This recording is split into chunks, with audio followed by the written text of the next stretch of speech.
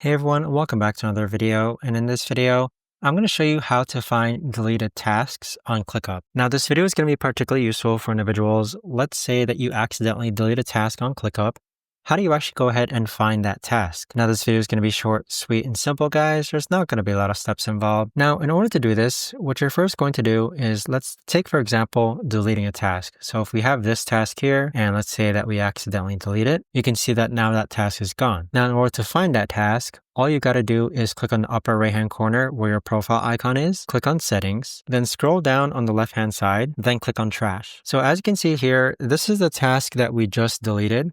And so if you want to go ahead and recover it, all you've got to do is click on that task and then click on Restore. But there you have it, guys. That right there is the best and easiest way that I know of to actually go ahead and find a deleted task on ClickUp. If you guys know of a better or easier way to actually do this, let me know in the comments down below. I would love to know. Thanks so much for watching, everyone, and I'll see you guys all in the next video.